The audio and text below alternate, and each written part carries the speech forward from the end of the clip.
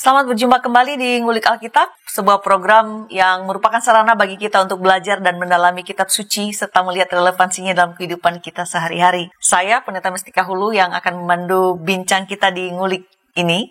Dan kali ini kita mengulik Kejadian pasal 33 ayat 1-20. Tema kita kali ini, rekonsiliasi konflik. Untuk mengulik teks ini, ada Bapak Pendeta Yohanes Bambang Mulyono. Halo Pak, apa kabar? Ya, syukurlah Ibu. Selalu sehat ya Pak ya? Ya, berdoa. Sahabat, Bapak Pendeta Yohanes Bambang Mulyono adalah pendeta Universitas Maranatha Bandung. Beliau dari Bandung dan kita bersyukur selalu dengan sukacita berbagi bersama kita menjadi narasumber di Ngulik Alkitab ini. Jadi terima kasih Pak untuk kesediaan dan kehadirannya. Sama-sama. Sahabat, Ngulik Alkitab ini tentu saja dengan senang hati menyambut respons. Silakan jika ingin memberikan komentar di kolom yang tersedia atau juga bertanya kepada Bapak Pendeta YBM yang menjadi narasumber kita. Kita awali ngulik ini dengan doa dipimpin oleh Bapak Pendeta YBM. Silakan ya. Bapak. Mari kita kembali bersama-sama merendahkan diri di hadapan Tuhan. Bapak yang Maha Baik, kami sebagai insan sesama manusia dengan anggota keluarga, dengan rekan, bahkan juga dengan setiap orang yang kami jumpai, tidak mudah bagi kami untuk melakukan satu hubungan yang rekonsiliatif. Bahkan lebih mudah kami melakukan konflik-konflik yang baik kami sengaja, tapi juga lebih banyak yang tidak kami sengaja. Karena itu kami ingin belajar bagaimanakah supaya kami dapat mengelola konflik dengan benar. Dalam konteks inilah kami mau belajar satu topik tentang rekonsiliasi konflik. Karena itu Bapak, berikanlah kepada kami Roh Kudus-Mu, agar kami boleh mempunyai pemahaman, pengertian, dan juga prinsip-prinsip yang harus kami perhatikan. Ketika kami tidak dapat mengelakkan, melakukan hal yang sungguh-sungguh menimbulkan luka. Kami ingin Bapak, kehadiran kami membawa berkat, bukan melukai orang di sekitar kami. Berkati Bapak percakapan kami mengulas dalam program Ngulik Alkitab tentang rekonsiliasi konflik. Kami berdoa di dalam nama Tuhan Yesus Kristus. Amin. Amin. Saya akan membacakan Kejadian pasal 33 ayat 1-20. Silakan juga para sahabat dengan Alkitabnya masing-masing. Kejadian 33 ayat 1-20.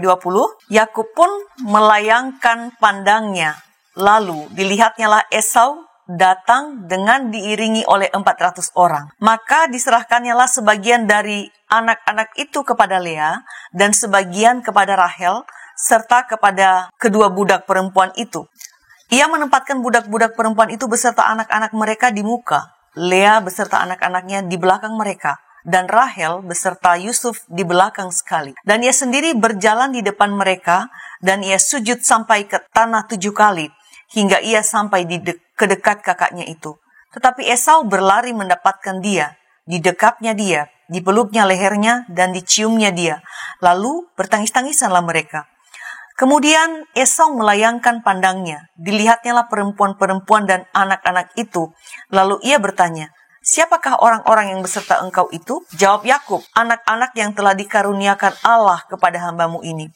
Sesudah itu mendekatlah budak-budak perempuan itu beserta anak-anaknya. Lalu mereka sujud. Mendekat jugalah Lea beserta anak-anaknya, dan mereka pun sujud. Kemudian mendekatlah Yusuf beserta Rahel, dan mereka juga sujud. Berkatalah Esau, apakah maksudmu dengan seluruh pasukan yang telah bertemu dengan aku tadi? Jawabnya, untuk mendapat kasih tuanku. Tapi kata Esau, aku mempunyai banyak adikku. Peganglah apa yang ada padamu. Tetapi kata Yakub, janganlah kiranya demikian. Jikalau aku telah mendapat kasihmu, terimalah persembahan ini dari tanganku, karena memang melihat mukamu adalah bagiku serasa melihat wajah Allah, dan engkau pun berkenan menyambut aku. Terimalah kiranya pemberian tanda salamku ini yang telah kubawa kepadamu, sebab Allah telah memberi karunia kepadaku, dan aku pun mempunyai segala-galanya. Lalu dibujuk-bujuknya lah Esau sehingga diterimanya. Kata Esau, baiklah kita berangkat berjalan terus, aku akan menyertai engkau. Tetapi Yakub berkata kepadanya, Tuanku maklum bahwa anak-anak ini masih kurang kuat dan bawa beserta aku ada kambing domba dan lembu sapi yang masih menyusui. Jika diburu-buru 1 hari saja, maka seluruh kumpulan binatang itu akan mati. Biarlah kiranya tuanku berjalan lebih dahulu dari hambamu ini, dan aku mau dengan hati-hati beringsut maju menurut langkah hewan yang berjalan di depanku dan menurut langkah anak-anak sampai aku tiba pada tuanku di Seir. Lalu kata Esau, kalau begitu, baiklah aku tinggalkan padamu beberapa orang dari pengiringku. Tetapi Yakub berkata, tidak usah demikian, biarlah aku mendapat kasih tuanku saja. Jadi pulanglah Esau pada hari itu berjalan ke Seir. Tetapi Yakub berangkat ke Sukot, lalu mendirikan rumah dan untuk ternaknya dibuatnya gubuk-gubuk. Itulah sebabnya tempat itu dinamai Sukot. Dalam perjalanannya dari Padan Aram, sampailah Yakub dengan selamat ke Sichem, di tanah Kanaan. Lalu ia berkemah di sebelah timur kota itu. Kemudian dibelinyalah dari anak-anak Hemor, bapa Sichem, sebidang tanah tempat ia memasang kemahnya dengan harga 100 kesita. Ia mendirikan mezbah di situ dan dinamainya itu Allah Israel ialah Allah. Teks kita cukup panjang, tapi tentu saja kita yakin bahwa ini pun dapat diulik dengan baik oleh Bapak BBM. Kita awali ngulik ini. Pertanyaan saya di segmen pertama ini, Pak. Rekonsiliasi konflik. Mendengar kata rekonsiliasi itu bukan hal yang baru bagi kita. Sehari-hari mungkin di media sosial, dalam percakapan sehari-hari kita mendengar kata rekonsiliasi. Kerap sekali kita dengar. Kerap juga kita sebutkan atau diperdengarkan ketika ada masalah. Nah, apa sebetulnya rekonsiliasi ini dan mengapa rekonsiliasi diperlukan dalam hal apa dan siapa yang memerlukan rekonsiliasi, Pak? Apa semua orang atau salah satu saja? Ya, Bu. Jadi sebelum saya menjawab ya pertanyaan ini, kita mencoba melihat latar belakang lebih dahulu. Jadi ada satu problem psikologi rasa bersalah, guilty feeling. Ya. Dan ternyata problem ini penting ya untuk kita. Kalau kita tidak bisa menjawab masalah guilty feeling, maka rekonsiliasi tidak akan terjadi. Coba dibayangkan konfliknya Yakub dengan Esau itu 20 tahun. Bayangkan 20 tahun. Tapi ternyata rasa bersalahnya Yakub itu tidak lenyap karena perjalanan waktu 20 tahun. Ya. Dan Yakub ini, mengapa rasa bersalahnya begitu kuat? Karena dia memang menipu kakaknya. Dan bukan hanya sekedar menipu, tapi dia merebut loh hak kesulungan. Berarti dia juga merebut hak kepemimpinan. Ya. Nah, karena itu yang terjadi pada diri Yakub, ya, kalau kita membaca dalam misalnya Kejadian 32 ayat yang ke-7, itu dikatakan lalu sangat takutlah Yakub dan merasa sesak hati. Maka dibaginyalah orang-orangnya bersama-sama dengan dia, ya, kambing, dombanya, lembu sapi, ya, dan untanya menjadi 2 pasukan. Ini kalau kita lihat itu karena Yakub begitu sadar bahwa kesalahannya itu sangat besar.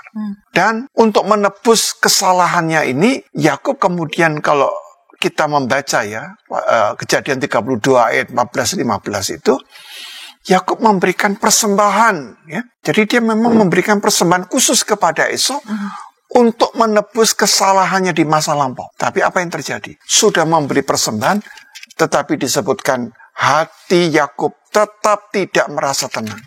Ya. Karena apa? Dia menyadari bahwa persembahan yang dia berikan kepada Esau itu belum sebanding dengan kesalahan yang telah ia lakukan. Lalu dalam ketakutan ini dia mulai seperti paranoid gitu ya. Lalu dia atur bagaimana kalau nanti Esau menyerang.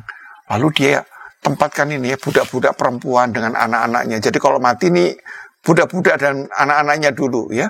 Kalau sudah mati lalu dia tempatkan perempuan yang tidak terlalu ia cintai. Leah beserta anak-anaknya.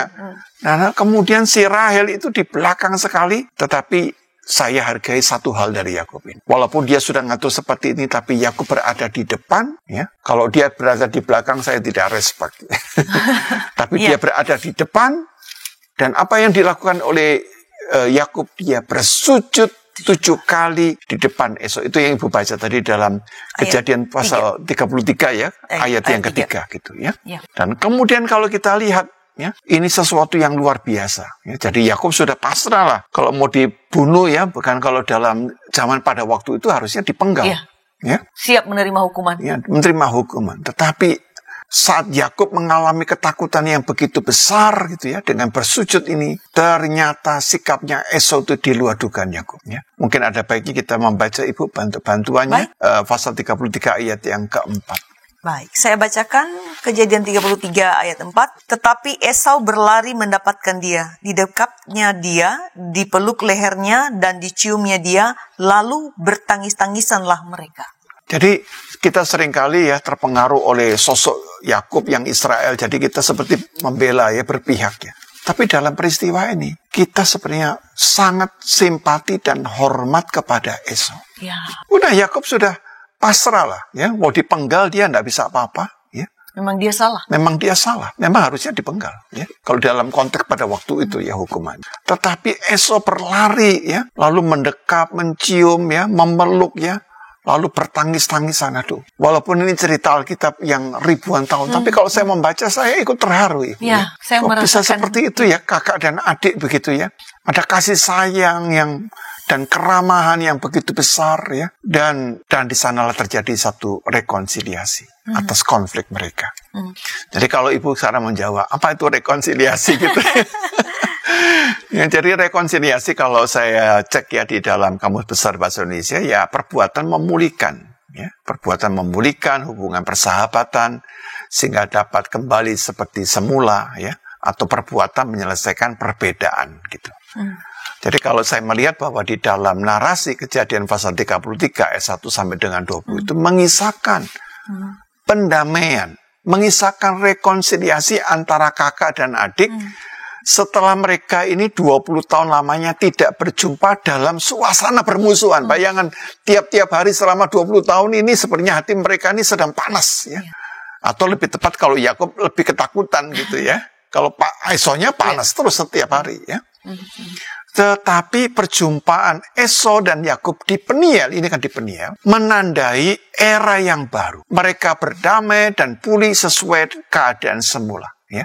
Jadi Esau dan Yakub dapat kembali menjalin, sekarang bisa kembali berhubungan bersaudara gitu ya, dan mempunyai kepercayaan yang semula gitu. Nah seperti itu Bu, kira-kira gambaran awal dari rekonsiliasi. Baik, ya itu sangat menarik ya, dan Bapak mengatakan itu bikin haru betul. Saya merasakan itu ketika Bapak mengatakan bahwa kita mungkin sering terlewat gitu ya, kita menganggap bahwa Yakub ini hebat, dia berlutut di depan kakaknya sujud 7 kali. Tapi sesungguhnya kita justru diingatkan bahwa Yakub lah yang mengagumkan di sini. Esau yang mengagumkan di sini. Sementara Bapak menjelaskan itu, saya melihat begini bahwa dalam tradisi maka hukuman bagi seorang Yakub ini adalah dia dipenggal harusnya. Ya, harusnya dipenggal. Tetapi Esau dia sudah kuat sekarang. Tetapi ternyata bukan yang memberi hukuman pada adiknya, justru mengampuni, dan ada yang mengatakan bahwa forgiveness is the greatest form of love gitu. Jadi saya bayangkan bahwa bukan hanya di sini, mungkin bisa jadi salah, tapi saya bayangkan bahwa ketika dulu dia ditipu oleh adiknya soal semangkuk bubur itu juga sebenarnya karena dia mencintai adiknya. Karena ketika harusnya dia bisa membunuh adiknya di sini, Pak, saya barusan merasakan itu, dia memberikan pengampunan justru. Dan ya, itu memang mengagumkan. Oke, saya lanjutkan. Rekonsiliasi terjadi di antara mereka, itu yang sedang digapai saat ini. Atau saya mau mengatakan bahwa rekonsiliasi ini diperlukan untuk menyelesaikan konflik, untuk memutus rantai dendam dan kekerasan, karena kekerasan hanya akan menghasilkan kekerasan. Apakah memang demikian yang bisa kita lihat dalam episode kali ini, Pak? Ya, saya mencoba pakai lensa orang lain, Ibu ya. Baik, jadi Pak, saya pakai pemikiran dari seorang yang bernama Olga Bocharova. Ya. Olga, orang mana ini, Pak? Ya, saya belum terlalu cek ya, namanya ini agak sedikit aneh ya. Olga Bocharova ya. Nah, dia menulis dalam bukunya yang berjudul Forgiveness and Reconciliation. Jadi pengampunan dan rekonsiliasi. Ya. Jadi Olga Bocharova ini memberikan satu pemikiran yang menarik ya, bahwa ketika terjadi konflik itu ada 2 siklus sebenarnya. Yang pertama adalah siklus balas dendam. Jadi itu yang paling kuat ya, revenge gitu ya. Jadi pertama-tama orang yang sedang mengalami konflik itu supaya rekonsiliasi itu harus mengembalikan identitas si korban. Kenapa? Karena pihak korban itu adalah pihak yang dilukai dan dikhianati. Dan si korban itu mengalami perasaan batin yang terluka, dan terlukanya itu sangat dalam. Ya. Nah, karena itu orang yang menjadi korban ya, Bu, ya, seperti Esau tadi, harusnya dia punya siklus yang namanya siklus membalas dendam, ya. Cycle of revenge, gitu. Nah, di dalam misalnya pakai teorinya Olga Bocharova ini, jadi kalau siklus membalas dendamnya, cycle of revenge itu, yang pertama dia akan agresif. Dia akan agresi. Dua, perasaan terluka itu akan dialami. Yang ketiga, dia mulai gelisah. Gelisah dan panik, ya. Yang keempat, biasanya dia berusaha menekan perasaan sedih dan kecemasan. Tetapi itu tidak bisa selesai. Yang kelima, muncul kemarahan dengan pertanyaan, mengapa aku? Mengapa aku yang ditipu? Mengapa aku yang dijadikan korban? Maka yang keenam ini yang mengerikan, Bu. Dia mulai keinginan membalas dendam, menuntut keadilan. Dan untuk mewujudkan keinginan membalas dendam ini, dia menciptakan bahwa dirinya adalah pahlawan.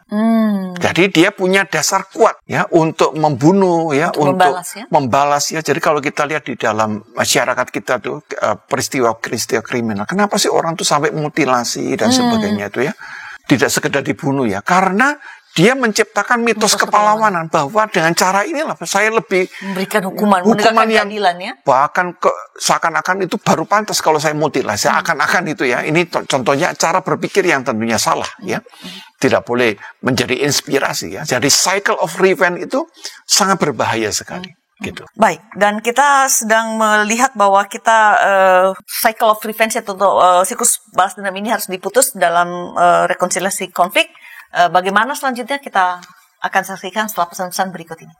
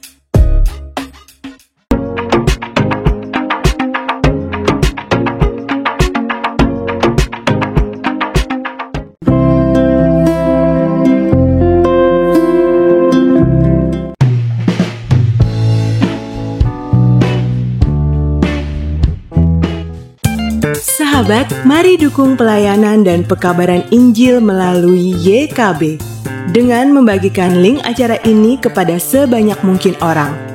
Dukungan juga dapat saudara lakukan dengan mentransfer dukungan finansial ke rekening BCA ke nomor 450 305 2990 450 305 2990 atas nama Yayasan Komunikasi Bersama.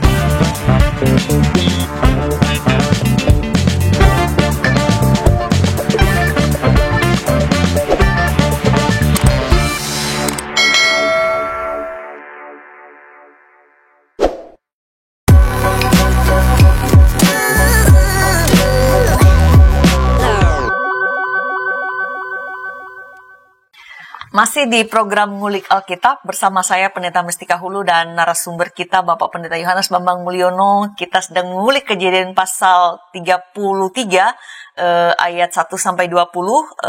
Tema kita adalah rekonsiliasi konflik. Kita melanjutkan. Tadi di segmen pertama Bapak Pendeta YBM sudah menjelaskan bagaimana keadaan orang yang menjadi korban biasanya akan melakukan semacam pembalasan, ada siklus pembalasan begitu, dan itu buruk sekali. Dan tentu itu bukan itu yang diharapkan, karena kekerasan dilawan kekerasan itu tidak akan ada akhirnya begitu. Dibutuhkan rekonsiliasi. Nah, membuka segmen kedua ini. Tadi juga Bapak sudah menyebutkan seorang ahli begitu ya, Olga Bocharova, mungkin nanti bisa diteruskan bagaimana dengan teori yang diberikan oleh tokoh tersebut. Nah, Pak, untuk mencapai rekonsiliasi kan ada proses. Itu bukan sesuatu yang gampang, walaupun hari-hari kita gampang mendengarkan atau mengucapkan, tapi saya kira itu bukan sesuatu yang gampang. Nah, bagaimana memulai proses rekonsiliasi? Siapa yang harus memulainya? Kan dalam konflik kan ada korban, ada pelaku. Jadi siapa yang harus memulai proses itu dan apa yang harus dilakukan, Pak? Silakan. Iya. Jadi mengubah cycle of revenge menjadi cycle of reconciliation, ya. Jadi siklus membalas dendam bagaimana bisa berubah menjadi siklus rekonsiliasi? Itu kan pertanyaan begitu. Nah, kita seringkali orang Indonesia itu begitu gampang, sudah kamu maafkan, begitu maafkan. Itu jangan terlalu dianggap sepele, ya. Jadi karena itu kita harus hati-hati kalau jangan sampai kita melukai dengan sengaja, begitu, ya. Jadi menurut ini saya pakai pemikirannya dari Olga Bocharova, ya. Jadi langkah pertama itu yang dia sebut dengan satu istilah the self identity of the victim, ya. Jadi maksudnya begini, the self identity of the victim itu identitas diri dari sang korban ini harus diberikan tempat, bukan pelakunya, si korban. Gitu. Jadi dalam konteks ini sesungguhnya Esau telah menjadi korban penipuan dan pengkhianatan saudaranya. Jadi kan paling berat kan disakiti oleh orang yang kita paling cintai. Kalau yang dilukai oleh musuh itu enggak apa-apa gitu, ya. Tapi kalau dilukai oleh saudara itu tidak mudah, Bapak. Ya, Bu. Nah, karena itu rekonsiliasi antara Esau dan Yakub itu tidak akan terjadi apabila Yakub memilih menyangkal. Biasa aja lah, ya. Tindakan saya ini memang pantas karena sorry kakak saya itu sedikit ya kurang atau apalah gitu ya, tertinggal. Ini berbahaya sekali, ya. Kadang-kadang kita ini sudah salah, ya. Kita sudah salah, kita menganggap biasa saja. Hati-hati, itu cuma bercanda kok. Ya, bercanda aja, itu salah ngomong lah. Gitu aja kok dimasukkan hati. Ya. Nah, itu bahaya, enggak boleh gitu, ya. Dan kita juga harus melihat sebaliknya. Esau selaku korban perlu mengidentifikasi rasa sakit yang dialami. Jadi kita itu kadang-kadang kalau dilukai itu mencoba lupakan. Tidak boleh. Harusnya yang benar itu kita mengidentifikasi rasa sakit kita. Nah, kalau kita tidak bisa mengidentifikasi rasa sakit, ya, misalnya Esau tidak bisa mengidentifikasi, maka Esau juga tidak akan mampu memaafkan kesalahan Yakub. Jadi dengan mengidentifikasi itu, maka Esau bisa memaafkan kesalahan Yakub, ya, karena dengan mengidentifikasi itu Esau telah mengakui dan menerima perasaannya yang terluka. Nah, karena dia sudah mengakui dan menerima, maka Esau bisa bertindak rasional. Sehingga ia mampu mencegah transformasi emosional yang penuh kemarahan dan kebencian dengan cara melukai dan membunuh Yakub. Nah, saya kira ini kita juga hati-hati, ya, apalagi dengan media sosial, ya, dengan teknologi gadget ini kita gampang sekali. Itu hati-hati kalau kita melukai orang dengan kata-kata di dalam media sosial. Ya, media sosial kita. Itu lebih berat lagi loh, ya, karena ini kan tersebar gitu kan. Nah, jadi kembali Esau bisa mengendalikan diri dan bersikap rasional karena dia melihat satu hal, adiknya sekarang berlutut 7 kali di depan dia. Nah, poin ini penting. Seandainya waktu itu Yakub, ya, misalnya hanya menghadapi Esau dengan berdiri. Aku minta maaf. Atau hanya sekedar minta maaf gini. Lain ceritanya. Jadi Yakub menundukkan diri 7 kali, bersujud. Sungguh-sungguh. Ya, 7 kali di depannya. Ya. Nah, karena itu kata Olga Bocharova, maka kalau sudah sampai di sini, bisa masuk ke tahap kedua. Di dalam tahap kedua itu, Olga Bocharova berkata, itu yang disebut dengan the process of rehumanization of the perpetrator. Ya, jadi proses memanusiawikan pelaku. Jadi pelakunya si Yakub berarti. Ya. Jadi dalam proses ini, bagaimana memanusiawikan pelaku? Dialog adalah jalan keluar. Jadi Yakub yang memulai, berinisiasi, membuka percakapan. Nah, melalui dialog inilah kedua belah pihak yang berkonflik punya landasan moral untuk membangun kembali hubungan yang retak. Jadi kita misalnya sudah melukai orang lain, lalu kita memilih diam. Oh, itu bahaya sekali itu. Kita akan dikenang atau diingat sampai mati. Ya, itu perbuatan kita mungkin kita sudah lupa, tapi sebenarnya itu tidak dapat dimaafkan. Ya. Jadi dengan kesediaan berdialog itu, kedua belah pihak itu dapat membangun kembali hubungan yang timbal balik. Mereka masing-masing bersedia saling mengakui dan menghargai gitu. Jadi kita melihat bahwa di dalam rekonsiliasi konflik itu kekuatannya di media dialog gitu. Jadi melalui dialog kedua belah pihak dapat berbagi cerita pribadi, pengalaman. Nah, itu yang disebut dengan jembatan emosional. Ya, jadi mengapa sampai ada orang-orang yang melakukan kekerasan yang mengerikan gitu, sampai ya dalam masyarakat itu kan berita-beritanya kadang-kadang mengerikan.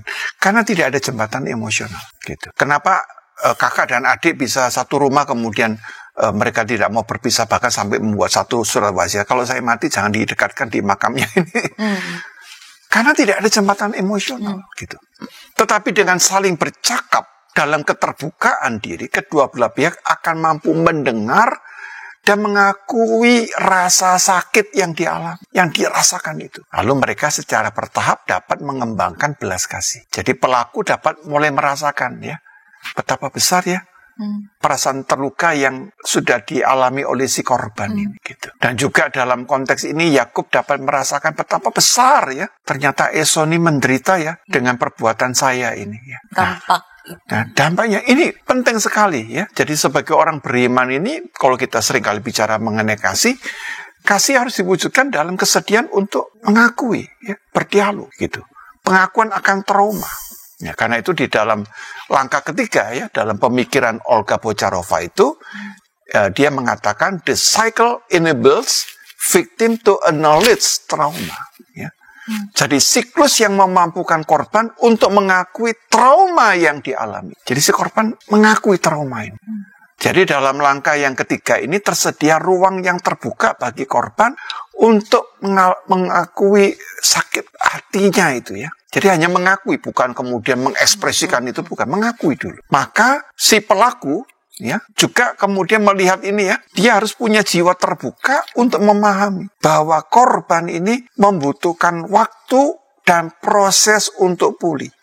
Jadi kita ini kadang-kadang kalau sudah nyakiti orang, sudah gitu aja, maafkan, saya kan sudah ngakui gitu. Sudah minta maaf. Nah, sudah minta maaf gitu. Kita lupa bahwa si pihak korban ini butuh waktu ya, tidak dapat serta-merta memaafkan kesalahannya ya. Atau misalnya suami menampar istrinya, setelah itu 15 menit dia ngomong, mohon maaf ya mah, aku tadi menampar, ya. Seakan-akan persoalannya udah selesai, ya. Enak aja. Atau mungkin kita orang tua, ya, kadang-kadang kita memukul anak atau menghina anak, terus katakan, mohon maaf ya, mama tadi emosi, ya, tadi mama capek, gitu aja. Tidak bisa, teman. Tidak bisa ya, hanya diselesaikan dengan cara seperti ini. Nah, proses ini yang harus dipahami. Inilah yang disebutkan dalam penyelesaian yang memperhatikan rekonsiliasi konflik itu. Ya, kira-kira seperti itu, Bu. Ya, secara garis besar pemikiran dari Olga Bocharova itu. Saya sungguh menyimak karena dalam hari-hari kita kan kita bisa, ya saya tersentil dengan apa yang Bapak katakan karena saya berada pada posisi yang sama ketika orang mengatakan sesuatu kata-kata yang perundungan biasanya. Dan orang mengatakan baper banget sih, atau kemudian mengatakan saya cuma bercanda kok, dan itu selalu dibikin begitu mudah, padahal yang mengalaminya kan tidak menerima atau menafsir demikian. Jadi apa yang disampaikan beberapa poin berdasarkan pemikiran Olga Bocharova hari ini, saya kira boleh menjadi sebuah pengingat bagi kita untuk, saya tadi mencatat yang dikatakan oleh Bapak, disampaikan Pak YBM, untuk kita memberikan ruang bagi identitas korban, kita mengakui eksistensinya, keberadaannya, dan seorang pelaku meminta maaf lah, sungguh-sungguh, jangan cuma saya udah minta maaf kok gitu aja gak dimaafin, dan kemudian memberi waktu bagi pelaku untuk memproses semua itu. Oke, Pak. Berikutnya tentu ini masih banyak hal yang perlu kita pelajari begitu. Nah, yang saya mau tanyakan selanjutnya ke Bapak setelah Bapak menguraikan berdasarkan pemikiran yang disampaikan oleh Olga Bocharova ini, saya mengandaikan bahwa kedua belah pihak nih, si korban harus mengakui lukanya, bukan mengekspresikan, tadi kata Bapak mengakui. Lalu si pelaku juga harus bergerak untuk sungguh-sungguh mengucapkan maaf gitu ya. Nah, bagaimana agar kedua pihak, baik pelaku dan juga korban, bisa bergerak untuk mencapai pemulihan? Apa hal-hal yang bisa mendorong terjadinya hal ini, Pak? Iya. Jadi apa yang kita bicarakan bisa terjadi di dalam keluarga ya Bu ya, KDRT dalam rumah tangga, atau juga di dalam relasi rekan sekerja, tapi juga di tengah-tengah jemaat, ya. Kadang-kadang pendeta, ya, dilukai oleh jemaatnya, ya, atau sebaliknya, ya. Nah, kuncinya adalah memberikan ruang. Ruang kepada korban secara bertahap. Jadi orang yang kita lukai itu proses pemulihannya itu tidak seperti sakit langsung disuntik sembuh. Kita stop kontak listrik, on off gitu langsung cepat begitu. Langsung cepat itu tidak, ya. Bahkan dokter pun juga kalau kita disuntik masih proses, Pak. Masih berapa hari, ya, proses pemulihannya, ya. Nah, tapi ketika si korban itu diberi ruang, ya, maka si korban itu menarik, Bu. Dia mulai tergerak memberi pengampunan. Gitu. Jadi jangan sampai jadi korban lalu kita masih tekan. Gitu aja kok, ya. Ini pendapat saya orang yang sebenarnya tidak emang bermaksud rekonsiliasi ini. Ya, jadi rekonsiliasi itu harus dimulai dari mana? Bukan dari pelaku, dari korban. Dia yang harus berinisiatif. Ya, karena itu menarik kan, Yakub yang berinisiatif, ya. Bukan Esau yang berinisiatif. Nah, kita kadang-kadang di hidup sehari-hari pelakunya ini tambah merasa di atas angin gitu, ya. Jadi pelakunya ini merasa tidak perlu gitu, ya. Nah, jadi ketika Yakub itu memberi ruang kepada Esau, ia menunjukkan kesungguhan hatinya untuk berdamai. Dan kalau kita lihat sebenarnya Yakub ini ya juga pribadi yang baik, ya. Jadi dia tahu bersalah lalu dia apa? Dia beri persembahan dulu.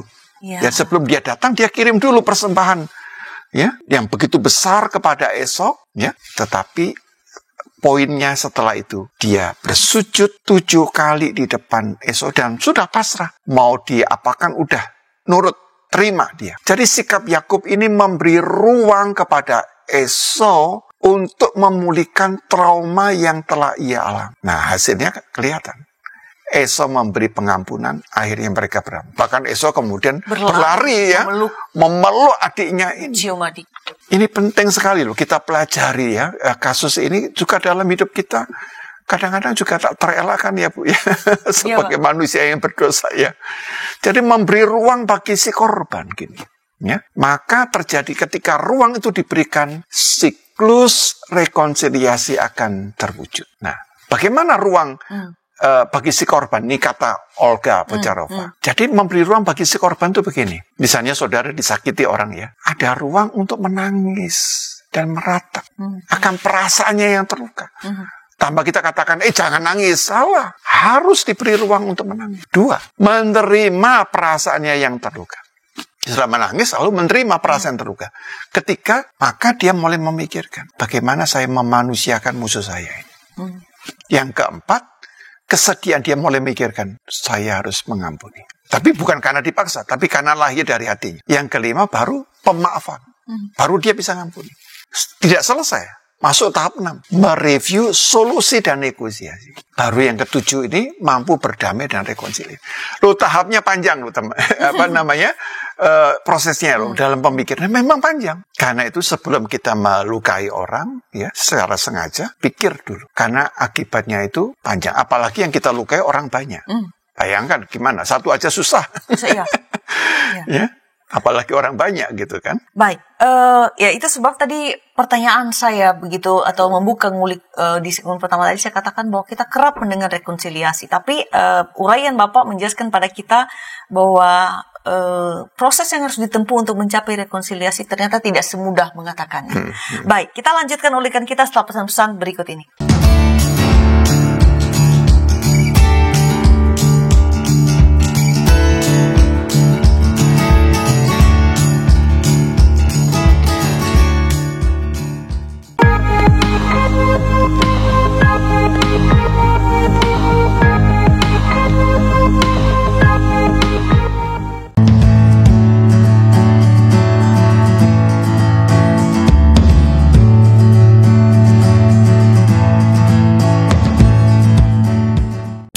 Sahabat, mari dukung pelayanan dan pekabaran Injil melalui YKB dengan membagikan link acara ini kepada sebanyak mungkin orang. Dukungan juga dapat saudara lakukan dengan mentransfer dukungan finansial ke rekening BCA ke nomor 450 305 2990 450 305 2990 atas nama Yayasan Komunikasi Bersama.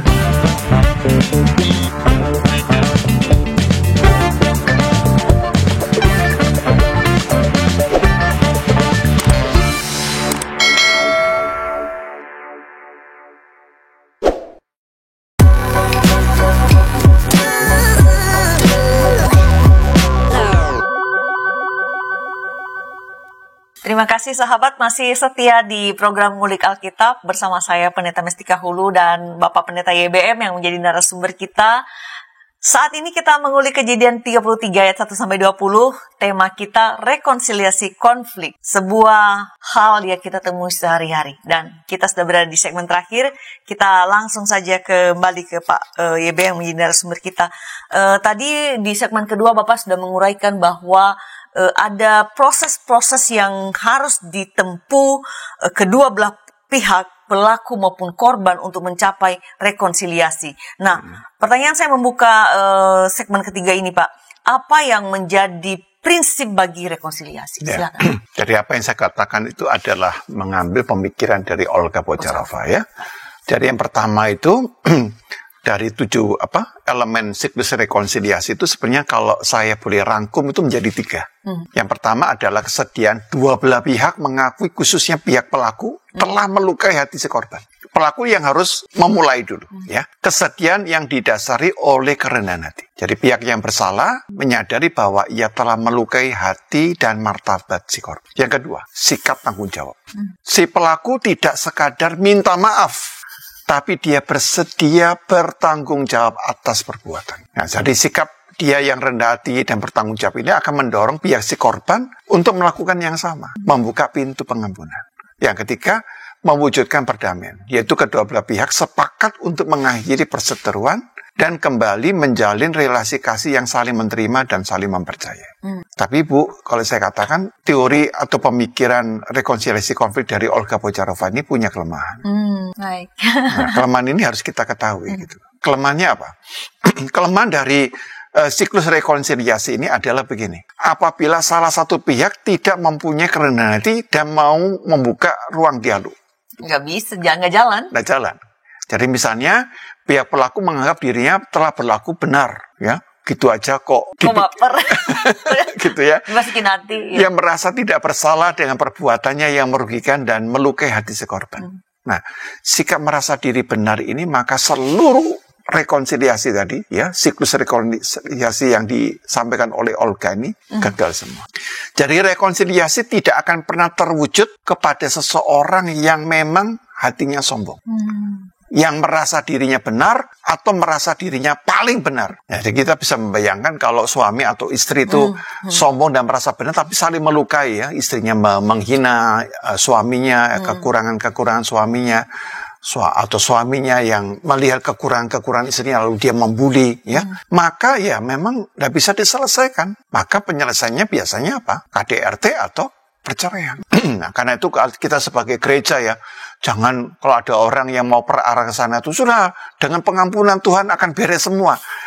Proses ini tahap-tahap siklus rekonsiliasi itu tidak mudah. Jadi penggembalaan harus memperhatikan siklus rekonsiliasi gitu. Jadi kalau kita mengabaikan ya gagal gitu. Dirukunkan sebentar lagi bertengkar lagi ya, lebih hebat lagi gitu ya. Jadi dalam hal ini Yakub kalau dia menganggap tindakannya wajar, ya, maka dapat saya katakan sepanjang hidup Esau akan terluka dan tidak dapat memaafkan kesalahan adiknya yang telah merebut kesulungannya dengan cara yang licik, ya. Dengan cara yang betul kan, menipu kan gitu kan, mengelabui gitu kan. Sebaliknya juga sama. Apabila pihak si korban menganggap tidak bersedia memberi ruang apapun untuk mengampuni, maka seluruh upaya dari si pelaku juga akan menghadapi jalan buntu. Jadi dalam konteks ini Esau menganggap misalnya tindakan Yakub tidak bisa dimaafkan. Walaupun kamu sudah bersujud 7 kali, kamu sudah memberi persembahan, sorry saya tidak ada pintu maaf, tiada maaf bagimu. Tiada maaf bagimu, seperti lagu ya Pak ya. Iya kan? Ya. Jadi kita harus melihat hal itu bahwa rekonsiliasi itu ternyata tidak mudah dan karena itu harus hati-hati. Nah karena itu syarat rekonsiliasi Olga Bocharova itu mengatakan ada 4. Baik. Yang satu harus punya kasih yang tulus. Dua, kemauan yang baik, goodwill. Tiga, sikap empati, ya, dengan menempatkan diri kepada si pelaku, ya, korban atau pelaku. Yang keempat, kesadaran akan kesalahan yang telah ia lakukan. Jadi ini ada kasih, ada kemauan baik, lalu ada empati, lalu yang keempat, kesadaran akan kesalahan. Tapi kalau boleh saya katakan, Bu, dari 4 ini, ya, justru yang nomor 3 ini yang paling penting. Yaitu apa? Sikap empati dengan menempatkan diri di pihak si korban. Jadi yang disebut dengan kecerdasan emosional itu nomor 3. Orang yang mampu berempati dengan menempatkan diri di pihak si korban. Tapi justru ini juga yang paling susah, Pak. Nah, karena nggak cerdas, Bu. Persoalannya nggak cerdas gitu ya. Mungkin aja dia IQ-nya tinggi, tapi dia nggak cerdas di sini. Ya. Jadi mendidik anak-anak juga jangan lupa di poin ini. Kalau anak-anak kita mau disebut cerdas secara emosional dan spiritual, harus belajar berempati. Coba kamu tempatkan kalau kamu jadi korban. Dia itu ya, jadi adikmu atau jadi kakakmu yang kamu lakukan seperti ini. Gimana rasanya? Sakit kan? Kamu tidak boleh seperti itu. Ya, jadi mengajari empati itu tidak bisa hanya pelajaran di sekolah atau di kuliah, tidak bisa. Ya. Ini pelajaran hidup kita. Jadi empati adalah, saya boleh sebut, itulah sikap kasih. Ya, kadang-kadang kita lupa ngomong kasih sampai lupa belajar tentang empati. Empati itu adalah sikap kasih yang mana? Yang konkret, karena dia belajar menempatkan diri di tempat orang lain. Ya, nah karena itu ayat yang diajarkan oleh Yesus jangan dihafal. Ya, Matius 7 ayat 12, tolong Bu dibacakan supaya kita bukan hanya menghafal tapi mulai meresapi ya maknanya itu. Dan melakukan. Dan melakukannya gitu ya. Baik, Matius 7 ayat 12. 7 ayat 12. Saya bacakan, segala sesuatu yang kamu kehendaki supaya orang perbuat kepadamu, perbuatlah demikian juga kepada mereka. Itulah isi seluruh hukum Taurat dan kitab para nabi. Segala sesuatu yang kamu kehendaki orang perbuat, supaya orang perbuat kepadamu, perbuatlah demikian juga kepada mereka. Lalu itulah isi seluruh hukum Taurat dan kitab para nabi. Luar biasa loh ayat ini. Seluruhnya lagi terangkum itu kan. Inti. Ini empati. Ya, bahkan kalau saya mengatakan lebih dalam dari empati. Inilah bela rasa. Inilah compassion gitu. Jadi kasih itu harus punya bela rasa. Kasih yang tidak berbela rasa adalah kasih yang pura-pura. Ya. Kasih yang hanya main-main ya, menyebut kasih tapi sebenarnya tidak ada kasih. Ya. Ini yang disebut dengan the golden rule itu. Ya. Nah, jadi rekonsiliasi konflik itu kalau dengan teorinya Olga Bocharova mungkin kita tidak hafal semua ya Bu ya. Tapi kita lebih hafal dengan apa? Belajar menempatkan diri di posisi orang lain. Empati. Coba kamu tempatkan kalau kamu jadi posisinya Esau. Kamu rebut caranya seperti itu. Kamu kelabui papamu yang kebetulan pandangan matanya sedang bermasalah. Kamu manfaatkan kelemahan orang lain demi keuntungan kamu. Gimana rasanya? Kalau kamu jadi Ishak bagaimana? Kalau kamu jadi Esau bagaimana? Gitu kan? Maka dari sana kita akan belajar menjaga ngomongan ya. Jangan ngomong, jangan karena alasannya apa? Bercanda. Bercanda, ya. Oh, bercanda aja. Ya, bercanda aja. Itu bercanda kamu yang memang bercanda yang tidak cerdas. Ya. Nah, disinilah kita harus melihat bahwa tapi kita bisa bersalah ya Bu ya, bisa kan, nggak sengaja. Maka kita harus rendah hati dan minta maaf atas kesalahan yang terjadi.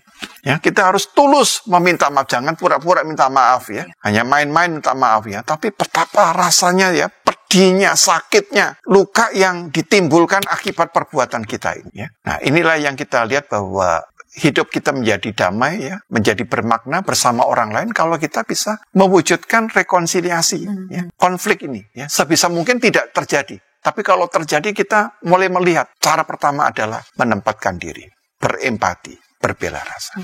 Baik, syarat rekonsiliasi ini mudah dikatakan dan saya juga berpikir sementara Bapak menjelaskan bahwa seringkali kita memang terpukau dengan teori-teori. Bahkan kita mungkin seringkali ya di era media sosial ini gampang melihat orang meng-quote sesuatu dan merepost gitu. Seolah-olah dengan cukup merepost itu seolah-olah dia sudah melakukannya, padahal tidak sesederhana itu.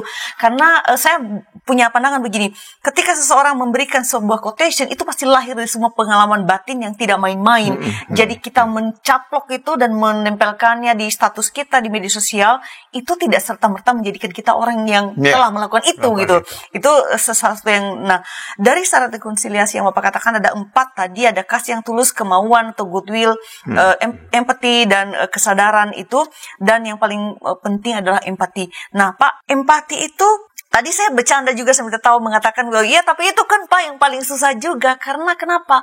Dalam kenyataannya demikian, sahabat, kita mudah mengatakan kita perlu berempati pada orang lain, berbela rasa pada orang lain gitu. Tapi kenyataannya kan susah sekali, Pak. Kadang-kadang kita yang suka dengan teori-teori itu justru sering melukai orang lain mungkin tanpa kita sadari. Nah, yang saya katakan, yang ingin saya tanyakan selanjutnya supaya Bapak bisa menguraikan dan membantu kita untuk tidak sekadar tahu bahwa empati ini adalah yang penting, tetapi untuk bisa kemudian bergerak melakukannya.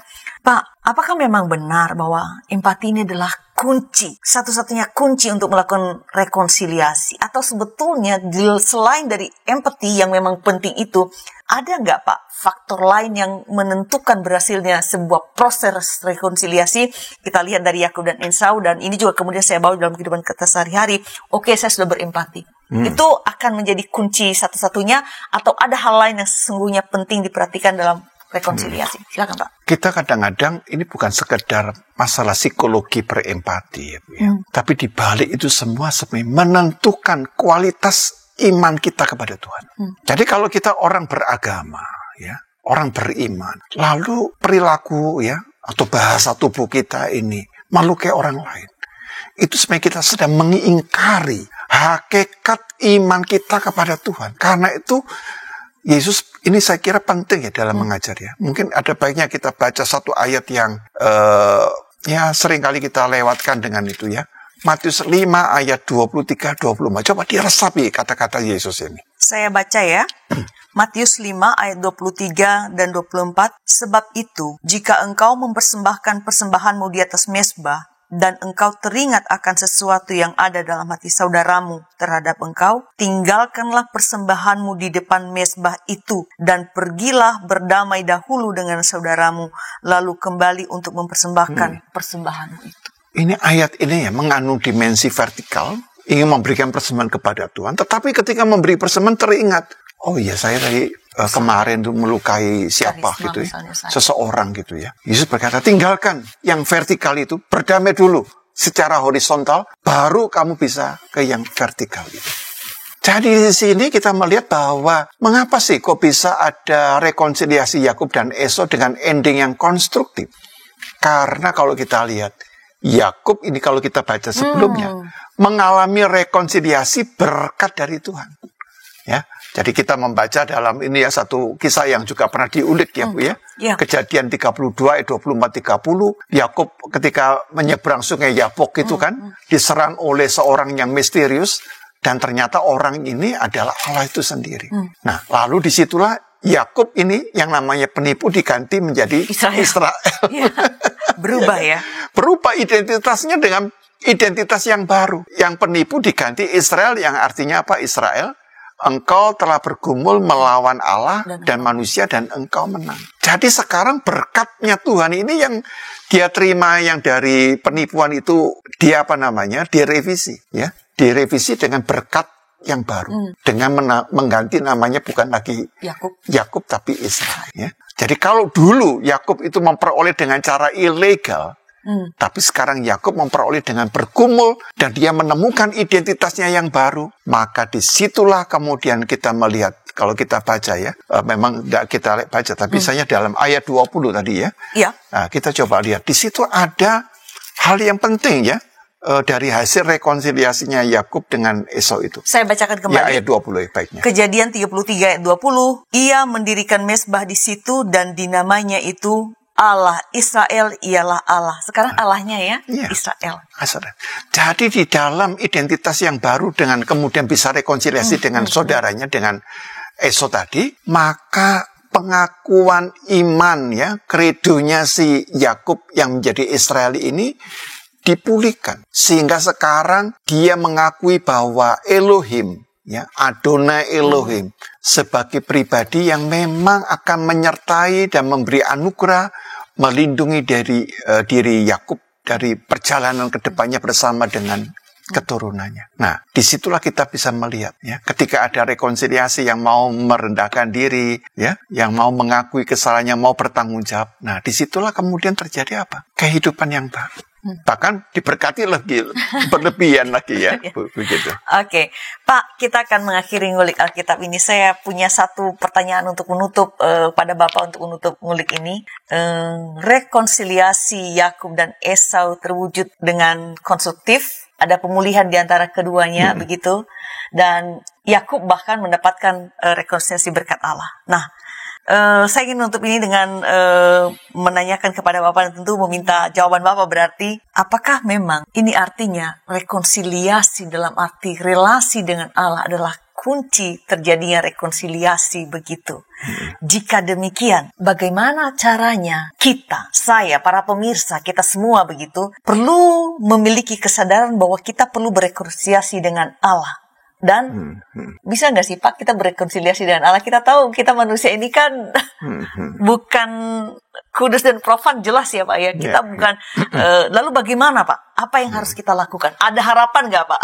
Ya, pertama-tama saya jawab begini. Kalau kita, ya, misalnya orang beriman atau beragama suka melukai orang, ya, apapun ya bentuknya, sebenarnya kita orang yang tidak punya hubungan yang baik dengan Tuhan, gitu. Lalu yang kedua, lalu bagaimana supaya Ibu bilang tadi kita menyadari bahwa kita butuh berekonsiliasi dengan Allah. Nah, rekonsiliasi dengan Allah kita tidak bisa hanya dari diri kita lah. Kita nih menganggap seringkali benar. Bagaimana Bu? Ya. Sudah berdosa, sudah bersalah, biasanya makin ngotot bahwa dirinya paling benar. Ya. Jadi kita tahu tuh kalau ada orang salah kita tegur tuh bukan tambah baik, ya. Tambah menjadi jadi, gitu kan. Disitulah kita mulai melihat, oh, kita membutuhkan pengampunan dari Allah. Dan Kristus itulah sang pendamai yang mendamaikan kita dengan Allah. Karena itu Yesus disebut sebagai pengantara. Dia yang mendamaikan. Jadi seharusnya orang yang menerima Kristus, maka di situ dia mengalami rekonsiliasi dengan dirinya dan juga rekonsiliasi dengan sesamanya. Begitu. Jadi beriman kepada Kristus bukan hanya karena kita kalau menyanyi Yesus itu baik, gitu ya. Kalau sudah nyanyi, sudah rasanya kita jadi orang baik, gitu kan. Iya. Nah, ini saya mau beri kritik itu ya. Jangan terlalu seakan-akan kalau sudah, tadi Ibu sebutkan lu sudah masang quote ya, yang bagus kalau kita jadi orang yang seperti itu, gitu ya. Sama juga kalau kita nyanyi tentang Yesus itu baik, tidak berarti kita menjadi orang baik. Tidak gitu. Tidak otomatis jadi orang baik, gitu ya. Jadi Yesus yang baik itu memang harus memberikan dampaknya dan hidup kita memang berubah. Dari Yakub yang penipu lalu diubah menjadi Israel, begitu. Nah, apakah kita punya identitas yang baru itu? Nah, tujuan dari ngulik ini adalah supaya kita bisa mengalami identitas yang baru, jati diri yang baru di dalam Kristus, sehingga kita tidak lagi ya melukai, ya memang tidak pakai fisik, tapi kita banyak melukai dengan kata-kata. Sekarang kita, apalagi dengan jari kita ya. Ya. Baik, terima kasih Bapak Pendeta Yohanes Bambang Mulyono untuk ulikan kali ini, rekonsiliasi konflik, dan ini kenyataan kita sehari-hari. Kiranya apa yang Bapak sampaikan boleh menjadi berkat bagi para pemirsa dan juga ditolong untuk melihat relasi dengan orang lain, ditolong juga untuk bergerak mencari pemulihan atau mengupayakan pemulihan bagi relasi yang kita ada di dalamnya. Sekali lagi terima kasih Pak. Ya, sama-sama. Sahabat, apa yang kita bincangkan kali ini sungguh saya sendiri, para sahabat juga mungkin merasakannya bahwa sesuatu topik yang kelihatannya akrab dengan kita, tetapi ketika kita sungguh-sungguh menghayati apa yang dibincangkan kali ini, itu bisa membuat kita merasakan perasaan yang menggugat kita. Dan dalam banyaknya yang disampaikan oleh Bapak Pendeta BBM, saya beberapa hal yang saya mau garis bawahi untuk kita ingat kembali. Kita mengingat Esau dan orang-orang yang seperti Esau, bahwa mereka perlu dikagumi karena kesediaan mengampuni orang lain. Mengampuni itu tidak mudah. Mungkin kita pikir meminta maaf sudah paling mulia, tetapi Memberikan pengampunan seperti ditunjukkan oleh Esau adalah sikap yang patut dikagumi, dan memberikan pengampunan, saya kira ada satu ungkapan yang dan saya suka sekali ungkapan itu, bahwa forgiveness is the greatest form of love. Jadi ketika kita mengasihi, dan hanya orang mengasihi mampu memberikan pengampunan. Jadi kita mengingat para korban dengan menghargai perasaan mereka dan menghargai pengampunan yang mereka mau berikan. Kemudian tadi Pak YB mengingatkan kita jangan menggampangkan perasaan atau penderitaan korban. Ya mungkin kerap kali di era media sosial sekarang kita segitu aja diambil hati. Tapi yuk kalau kita sungguh-sungguh mau mengupayakan rekonsiliasi, pemulihan, jangan menggampangkan luka korban. Tapi berilah mereka waktu, kesempatan untuk mengakunya, dan kita juga berusaha sungguh-sungguh untuk meminta maaf agar rekonsiliasi terjadi. Dan saya sangat menyukai hal ini sebagai pengingat bagi kita untuk menutup ngulik Alkitab ini. Rekonsiliasi hanya mungkin terjadi karena kita memiliki relasi yang baik dengan Allah. Mungkin dalam banyak hal itu juga menentukan relasi kita dengan Allah, menentukan relasi kita dengan orang lain, menentukan segala gerak kita di dunia ini. Jadi mari dalam topik kali ini, rekonsiliasi konflik, mari kita periksa relasi kita dengan diri kita dan relasi kita dengan Tuhan yang belum baik, kita perbaiki supaya rekonsiliasi juga dapat terjadi dalam hidup kita sehingga menjadi berkat bagi orang lain. Tuntas sudah jumpa kita di Ngulik Alkitab episode ini, kiranya menjadi berkat bagi kita. Terima kasih untuk dukungan dalam bentuk like dan membagikan link ini kepada orang lain atau media sosial sahabat. Dan jangan lupa melakukan subscribe ya untuk mendapatkan update terbaru dari kami. Kita akhiri dengan doa dari Bapak Pendeta YBM. Silakan. Ya, mari saya mengundang kita kembali berdoa kepada Tuhan. Bapa yang Maha Baik, kami adalah juga para pribadi yang kerap kali melukai Engkau.